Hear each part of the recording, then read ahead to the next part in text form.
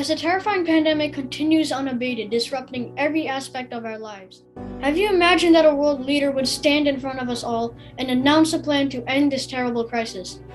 You wouldn't be blamed, because this is not just a middle schooler's dream. There have been such leaders in history who have stood up to the challenge of their time. The Second World War had just ended, and America had been victorious, but Europe was in tatters. Here was a situation which was not ever going to get well by itself. There was no way for the Western European countries to pull themselves up by their bootstraps. There weren't any boots, there weren't any straps. And democratic governments were unable to control violence and corruption. Russia was taking advantage of it, expanding westwards. The United Nations was in its infancy and didn't have the structure or power to manage that chaos. The American president, Harry S. Truman, saw Russia's aggression and its communist ideology as a threat to democracy and thereby peace around the world. He saw a leadership vacuum and offered to fill it with both a method and an example. President Truman advanced a new diplomatic vision called the Truman Doctrine, the idea of helping friends in trouble to preserve and promote human rights, individual liberty, and democracy at large.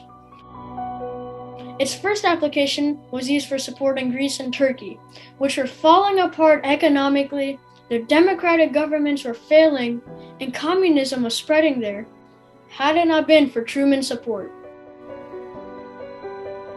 As Professor Elizabeth Spalding, the author of A Brief History of the Cold War, argues, the doctrine is a powerful framework with an enduring set of American principles which guided strategies like combining political, economic, and military strength, cultivating existing liberal democracies, and containing totalitarianism. It is the enduring principles that shape the strategies, not the other way around. The author of Cold War rhetoric, Robert L. Ivy, carefully tracked the discussions behind Truman's speech and found that Truman had moved away from a narrow focus on communism to a broad vision about diplomacy based on democratic principles. A close reading of the drafts of the speech further shows that Truman cared deeply about the rule of law and free enterprise in all nations. I value the fact that he thought that the rest of the world was important. There's a big burst of interest during the Cold War in trying to plan ahead against all kinds of problems. And, some of them, unfortunately, were like nuclear bombs.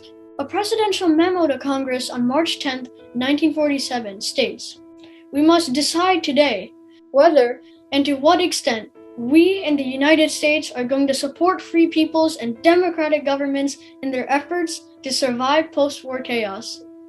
Truman's address to Congress 2 days later was equally clear. The seeds of totalitarian regimes are nurtured by misery and want. They spread and grow in the evil soil of poverty and strife. They reach their full growth when the hope of a people for a better life has died. We must keep that hope alive. How Truman won public support is yet another success story in the world of debate and diplomacy.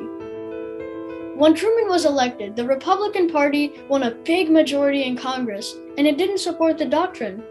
Even his own Democratic Party didn't at first, nor did the public.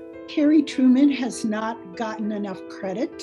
It was a sign of his leadership ability that he came up with the doctrine.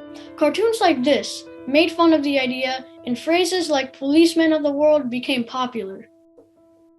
But Truman involved all of his administration and put all his energy into the project. His speech was a power tool in the debate, and it changed the landscape. So then, what are the criticisms of the Truman Doctrine?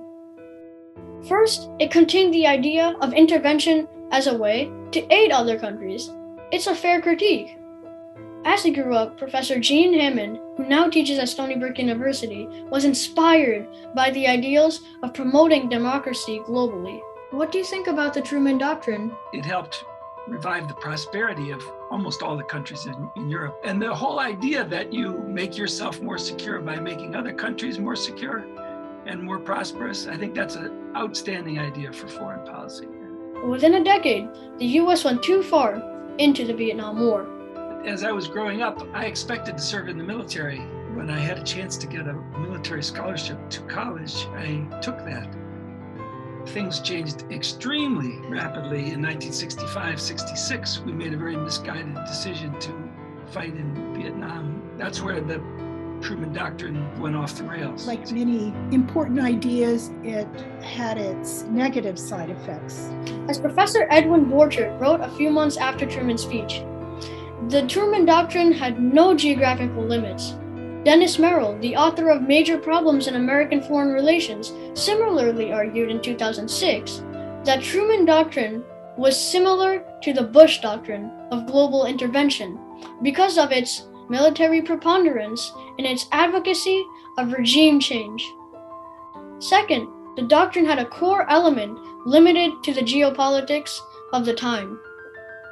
The Truman Doctrine was an excellent idea at the time that it was mooted. It was there for a purpose, and it served that purpose so long as the Cold War was there. Now that the Cold War is no longer there, the Truman Doctrine in its original form is no longer valid. Third, some scholars, like Robert Frazier, also found an element of dishonesty in the doctrine because it conflated totalitarianism with communism. Fair critique. However, in the big picture of the last 70 years, the Truman Doctrine has had huge and positive impacts on the world. It began with supporting European allies with the Marshall Plan. General Marshall had made his famous speech in Boston on the Marshall Plan, which was the rehabilitation of Europe, that it would require about $17.5 billion over a 4-year period for the restoration of these foreign countries that had been devastated by war. It helped to bring down the USSR by winning the Cold War. It probably avoided major world conflicts. And it has guided the diplomacy of the US as a world leader for decades. The purpose for which it was formulated was excellent. It was to stop the spread of communism. Much of Europe was devastated. The United States could give money under the Marshall Plan for the recovery of post-war Europe and to make sure that militarily the Soviets did not move even further eastwards into Europe. That was the purpose of the Truman Doctrine. So here's the debate about leadership and diplomacy that Truman confronted after the war. Should a powerful nation take leadership in the world? When? Must we defend certain values globally? How? This is a very important debate because we're facing it again today. Should we support friends that are facing bullies? When? Can someone offer to lead the world if there's a crisis and they can do something?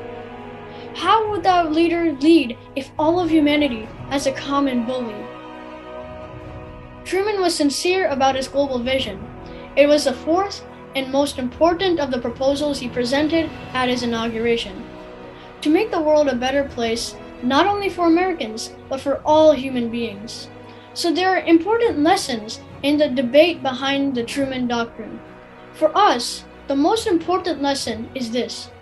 If we had a leader like Truman now, he or she would offer the world a plan to end the current crisis of the pandemic today and the impending climate crisis tomorrow. The US should have immediately taken the lead in the world. So had there been a re-engineered version of the Truman Doctrine, the world would have been a much better place. Truman argued that the world needs peace. I accept with humility the honor which the American people have conferred upon me. That peace needs democracy. I accept it with a resolve to do all that I can. And democracy and human welfare may need support to thrive around the world. For the welfare of this nation and for the peace of the world.